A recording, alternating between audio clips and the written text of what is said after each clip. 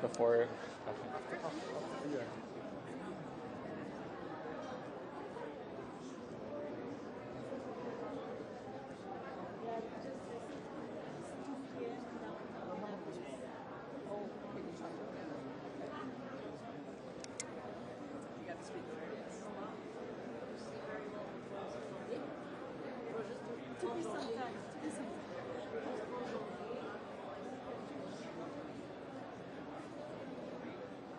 الله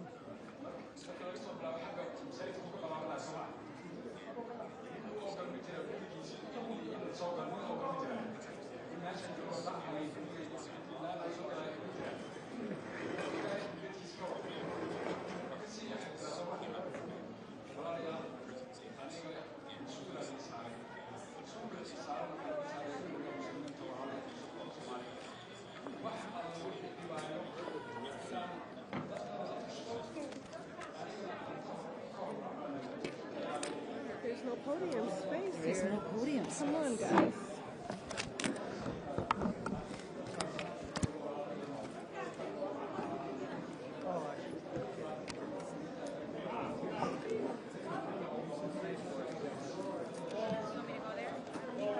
I got it.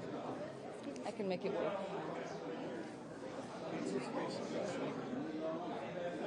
Thank you all for joining us here today. I wanted to hold this press conference at Carmel Mall to highlight our incredible Somali businesses housed here. We have an extraordinary entrepreneurs who have built amazing businesses. Carmel holds a special place in my heart, and I look forward to visiting every time I'm home. This is one of the places I recommend to visitors who come into our town because it showcases our vibrant Somali community. Carmel Mall is home to more than 100 small businesses, and the owners here have seen a significant decline in business since Trump's Operation Metro Surge began. Community members are afraid to go out as a result of the occupation in our city by ICE. Not only is the federal occupation hurting businesses, the president's reprehensible rhetoric has led right-wing grifters to show up here to terrorize our community. It is indefensible. Hurting small businesses is just the tip of the iceberg. Under the Trump administration's so-called Operation Metro Surge, constitutional rights are being trampled, families are being ripped apart, and fear is being weaponized to try to beat us into submission. Federal immigration agents are terrorizing our neighbors, stopping people of color, demanding papers, detaining U.S. citizens, and brutalizing Minnesotans in the name of public safety. But we know this is not about public safety or immigration enforcement. It is state-sanctioned violence and political retribution. What is unfolding in our state is not accidental. It is part of a coordinated effort to target Black and brown immigrant and Muslim communities through fear, racial profiling, and intimidation. This administration's immigration agenda is not about law enforcement. It is about making people feel they do not belong regardless of their citizen status or the law. But our communities shall not and will not be intimidated. In the face of violence, Minnesotans have organized, protected one another, and showed love instead of fear. Two incredible Minnesotans, Renee Good and Alex Preddy, were murdered for their willingness to stand up and protect their neighbors. Now our community is reeling from their murder that were entirely avoidable. No immigration enforcement agent should ever be allowed to act as a judge, jury, and executioner on our streets. That's right. We will continue to demand real accountability. I am grateful my colleagues who have shown immense moral clarity in this moment. I will end with this. We must all do more. Everyone here understands that. Voting no on DHS funding bill is the bare minimum. Backing the resolution to impeach Kristi Noem is the bare minimum. Holding law-breaking ICE agents legally accountable is the bare minimum. We must abolish ICE. This moment demands it. And next, I want to introduce my dear friend and colleague, Congresswoman Ayanna Pressley. Thank you, Ilhan. Earlier today, we visited the sacred space where Alex Preddy was executed in broad daylight. An unarmed citizen whose last words were, "Don't hurt her." One of the many tributes that was at that memorial invoked a scripture that I love as a woman of faith, and it's Isaiah chapter 1, verse 17. Do right, seek justice, defend the oppressed. And that is what brings me here today. Do right, seek justice, defend the oppressed. I'm here as a sister in solidarity with Congresswoman Omar. I'm so grateful for her courageous and steadfast leadership. I'm here in solidarity with Movement family, who I have been here many times shoulder to shoulder doing justice work alongside. I am here to bear witness. I'm here to listen. And I'm here to help people process their grief and their trauma. You know, we all understand that elections have consequences. But for the life of me, what I cannot understand is that when someone has a House, a Senate majority, has the White House, and accomplices in the Supreme Court, why, when you have all of that power, you would use it to enact harm on every person who calls this country home? We have an occupant in the Oval Office who traffics in hate, is hell-bent on inflicting hurt and harm and trauma on everyone who calls this country home, with a laser focus on our most vulnerable. He has governed with malice and used ICE agents to terrorize our cities, rip families apart, operating with impunity. Rogue masked agents who violate people's rights in the name of so-called law and order. Yet they detain, deport, and kill our neighbors in cold blood without due process. To be clear, none of it has kept anyone safe, because it has nothing to do with public safety. Not in Minnesota, not in Massachusetts. It has everything to do with power, with control, with intimidation and oppression.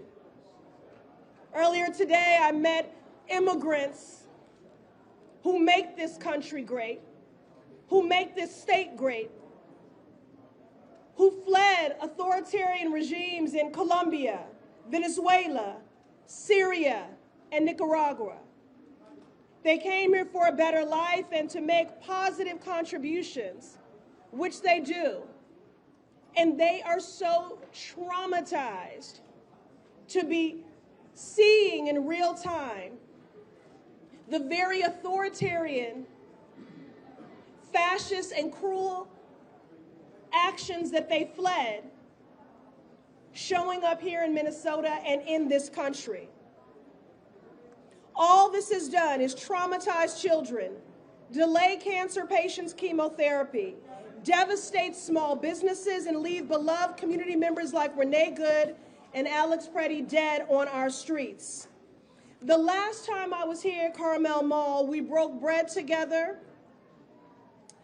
amongst bustling shoppers. It was vibrant, and we laughed over sambusas and drank Somali tea together. Today, it is quiet. Oh. Today, it is quiet. It is quiet because of fear.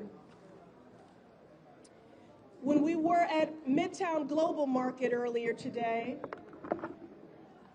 what is it, Lakeside? Mm-hmm.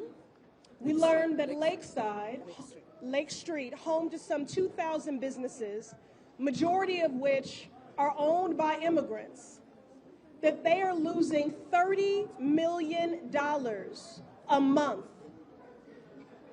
Those are the sort of contributions that immigrants have been making to this economy. I don't know what to do about that. Yeah, they're saying it's just. They said to take it out. It's better. Okay, all right. Okay. Sorry. All right, that's okay. So the point is, this is devastating families, and devastating the economy here. That's why we're here today, to stand in community, to choose community over chaos and cruelty. We're here because although there can never be justice, because true justice would mean that Renee Good and Alex Preddy and Keith Porter would still be alive.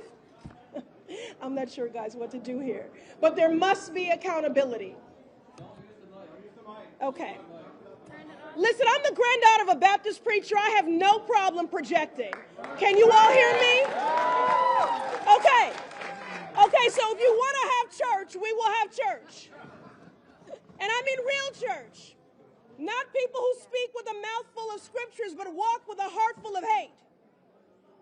You know, it has been incredible to be here in community today with people who are every day choosing community over chaos and over cruelty. People who are fighting in defense of the true values of this country and in defense of our neighbors. This moment requires accountability. This week, the Senate will take up legislation to fund the Department of Homeland Security, which includes an additional $28 billion for ICE. We are calling on all senators, Democrat and Republican, to vote no, because Congress should not be funding this campaign of terror. And we can't stop there. The agents who brutalized and executed our neighbors cannot walk away freely. They must be held accountable for their crimes. That means passing my bill to end qualified immunity for federal law enforcement, including ICE agents. And it means impeaching Kristi Noem, who is as incompetent as she is dangerous. She is a dangerous cocktail of authority, bigotry, and incompetence, and she must be impeached. We need to abolish ICE and dismantle the systems of oppression that have gotten us to this point. So again, I thank my sister in service for her courageous leadership, for the invitation to return to Minnesota once again, to stand shoulder to shoulder with my movement family, to do right, to seek justice, and to defend the oppressed. Finally, I will say this. Donald Trump is a dictator. And the only way to beat a dictator is with defiance. I thank the people of Minnesota for your defiance in this moment, and I am here as your sister in solidarity.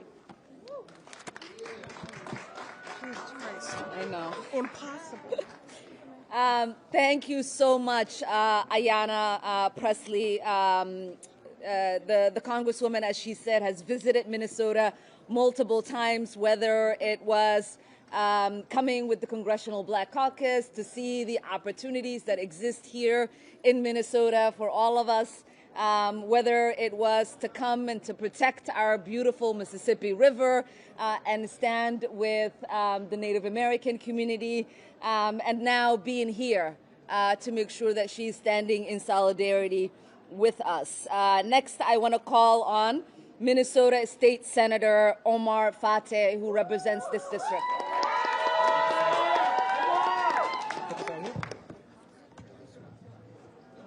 Don't use it? Don't use it? Okay. Give it a try. Give it a try. Testing, is this good? They said no. They said no. How about this? Nothing, not even. Testing, testing. I don't know. I tried.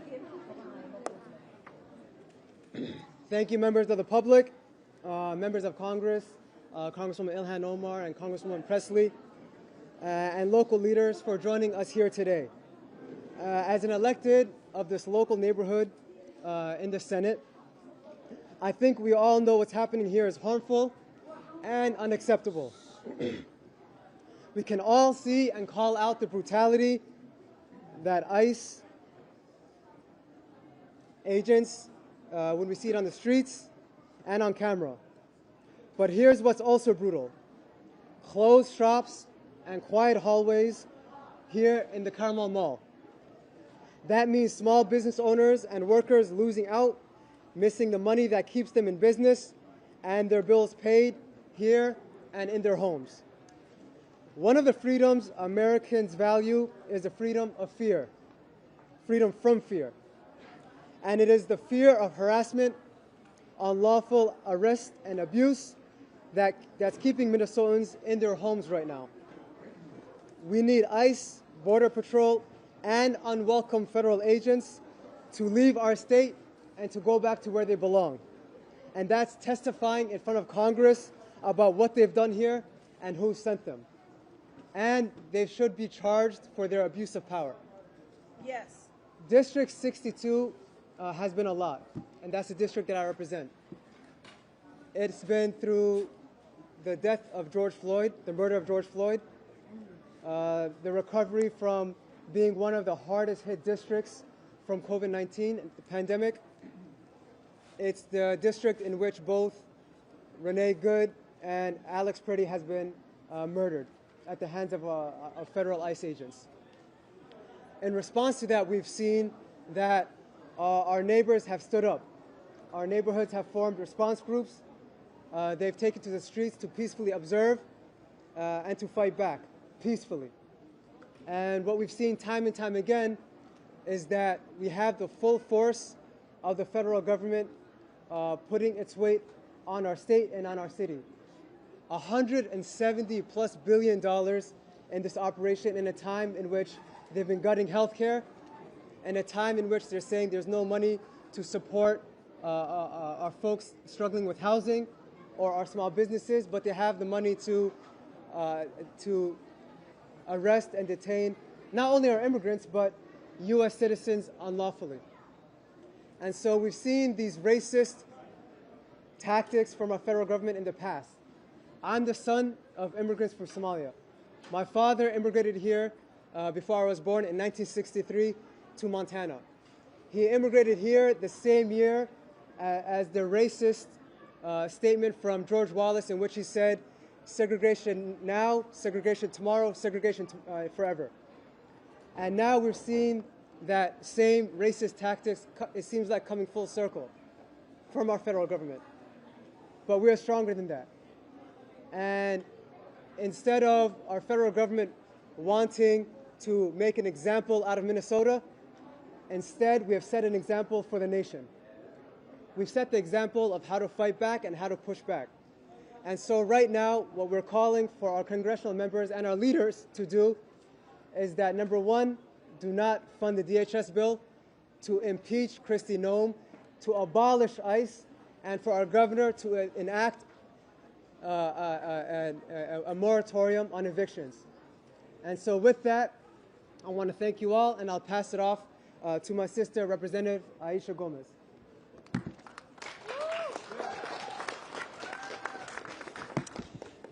Good evening. My name is Aisha Gomez. I serve as the state representative for District 62A. We're in District 62A now, and as Senator Fata pointed out, we both represent the area where Renee Good was murdered and where Alex Pretty was murdered. Today is day 58 of the invasion of our city and our state by masked secret police acting on behalf of a totalitarian, authoritarian regime on the march. Yesterday, 22 neighbors were charged by complaint in federal court with resisting or impeding ICE. This morning, more than a dozen of them turned themselves in, had a hearing, and are now released. Attorney General Bondi tweeted out their names and photographs of them, inviting vile right-wing harassment of these neighbors. We know what this is. This is an attempt by an administration that is losing the narrative war to smear our neighbors who are engaged in constitutionally protected activities and to intimidate the 100,000 plus Minnesotans who have showed up in negative 20-degree weather, who are showing up to defend their communities who are being disappeared off the streets of our state, and who are informing their neighbors, who are bearing witness, and who are documenting the rampant abuses and violations of civil rights that happen literally every few minutes in our city.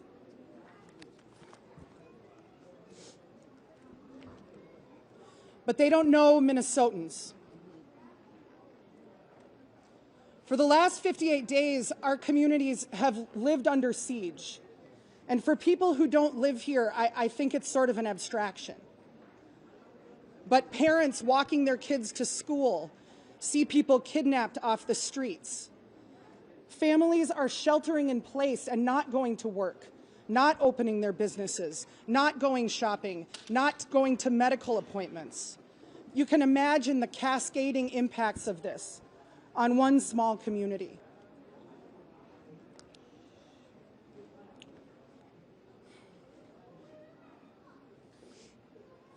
Minnesotans will not be intimidated. You cannot arrest all of us. You can come and try, but you are few and we are many. So I invite all Minnesotans on Friday at 8 a.m. to join community leaders, clergy, and those of us standing up to this incursion at the Whipple Federal Building to say to President Trump and Attorney General Bondi, if you want to take these 22, you have to come and take the other tens of thousands of us who are mobilized in this moment.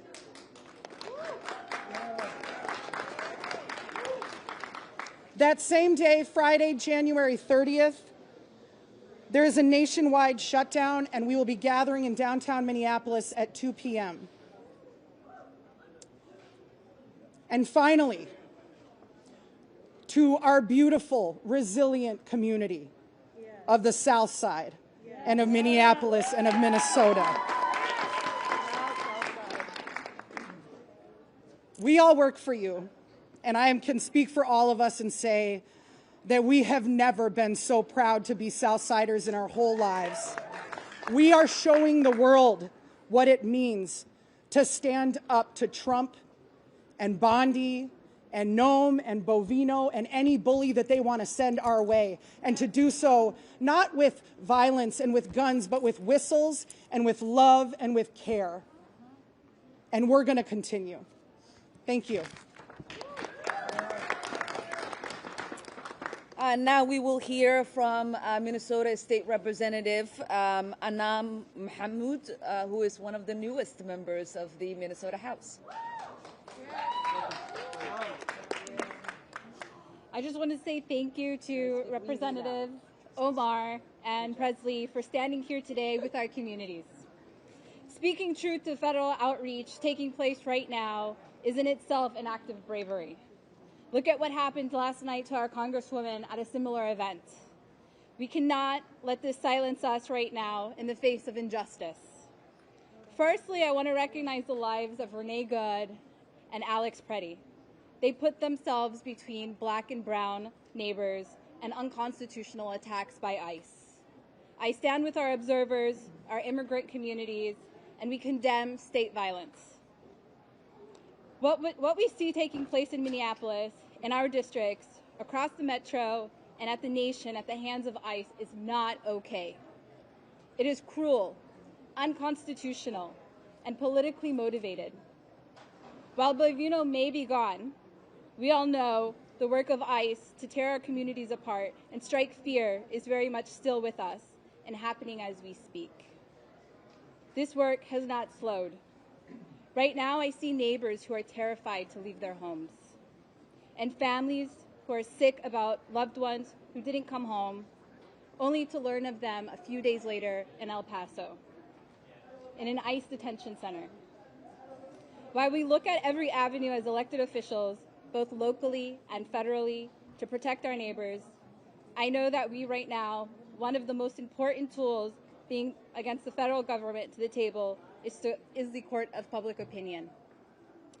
When the polls flip, Trump begins to worry. Our activated neighbors protesting, observing, and doing mutual aid work right now are so important in making sure the nation sees what is taking place and that the federal government is held at some level of account, and we are protecting those at risk in our communities.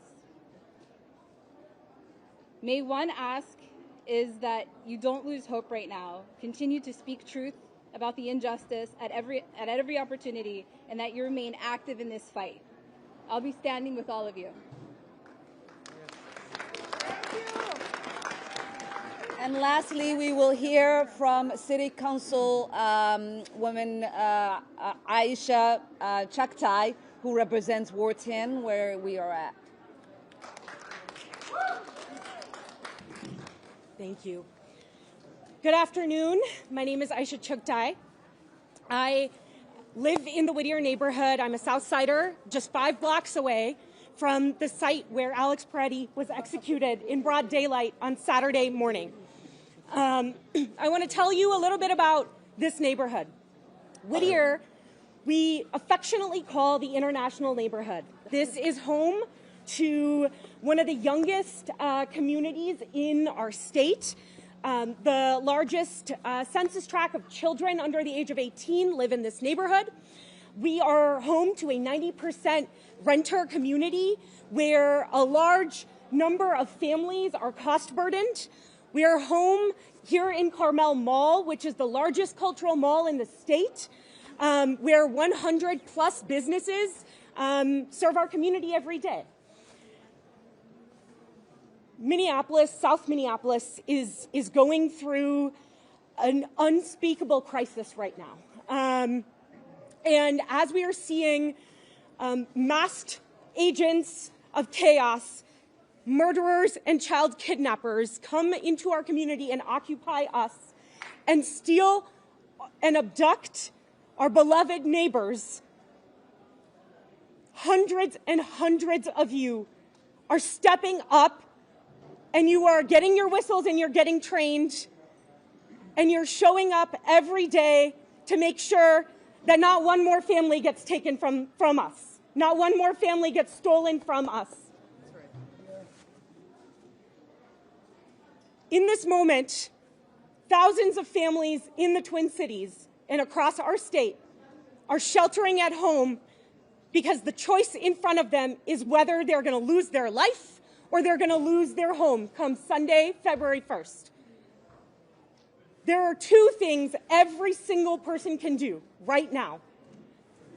First, you can organize. If you don't live in Minneapolis, if you are not under occupation right now, people like Tom Homan and Kristi Noem are not going to stop here. They may be coming to your city next. You need to get organized. Get to know your neighbors. Figure out how you are going to keep families together. This is the most important task in front of us right now. The second thing every person can do is join Southsiders in calling our governor, Tim Walz, former vice presidential candidate, to enact an eviction moratorium right now to help keep families together, help keep families in their homes. I'm really grateful to Congresswoman Omar and Congresswoman Presley for their work in Washington to rein in this out-of-control, murderous regime. And I want to thank all of you for being here today. Thank you. Thank you, Aisha. And with that, we will take a few questions. Hey, whoa. What is your message? We'll call on Tom. Any concern about doing events like this? Any fear after what happened to you last night? Well, I think my presence here should tell you that the fear and intimidation doesn't work on me. That's right. And, you know, you and I have talked about this many a times, the president's rhetoric, the attacks from him since I've gotten into public office from the right wing has always been really to stop me from being in public service, to intimidate me, to make me want to quit. And my only message is it hasn't worked thus far and it's not going to work in the future. Congresswoman.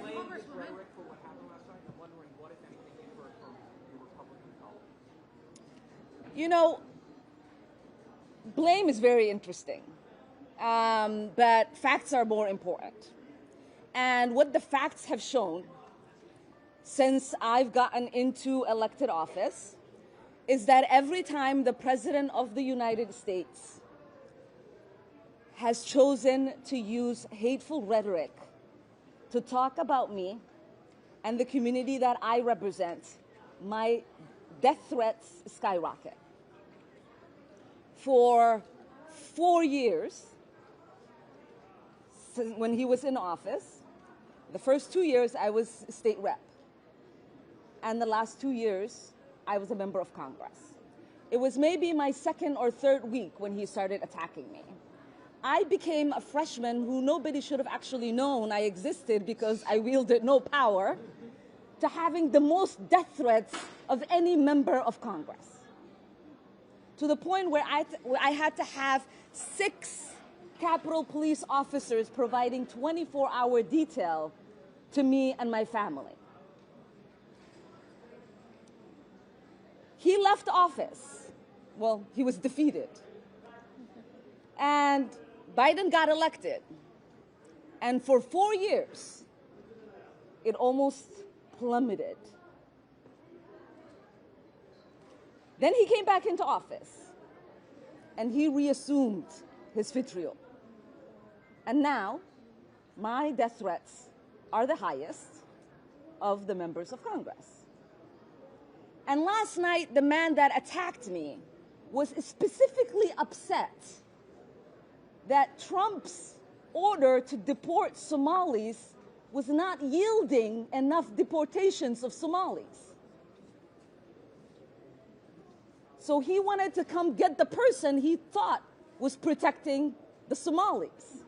Well, we are protected by the Constitution. That's right. Sorry to tell you the truth. We are protected by the Constitution. And so I do believe that the facts of the situation are that I wouldn't be where I am at today, having to pay for security, having the government to think about providing me security if Donald Trump wasn't in office and if he wasn't so obsessed with me. It is ironic that just last night he was on stage moments before I was attacked, talking about me. And then when asked about my attack, he said, I don't think about her. Does he not remember? Is he suffering from dementia? How do you spend 20, 30 minutes on stage obsessing over me by name multiple times, and then moments later say, Ilhan Omar? I don't think about her. So hopefully that answers your question. We'll take one more question. We'll take one more question from the Somali reporters here. Last night, what happened was shantwan. You're not going to ask it in Somali? Okay. And xalay waxaan ku dhacay arrin weerar lagu soo qaaday. And anigu meesha ayaan fadhiyey. And ninkaasi feerka aad u sii leexisay. Marka digaag baa maratay maseexeed. Well, liibaan aniga waa isnaqaana. And intii dad oo Soomaali i yaqaano, way og yihiin dagaalka inaan ku fiicanahay. And way og yihiin haddee gabdhaha Soomaalida oo wiilal walaalo la soo koro, inay barteen sidii qof la iskaga dhiciyo. Marka waxaan leeyahay haddii uusan security-gayga ninkaas dhulka ula dhici lahayn gacanteeda way gaari lahayd. Marka nasiib uu leeyahay in ay iga celiyeen. Yeah? Okay, thank you everyone. Have a good night.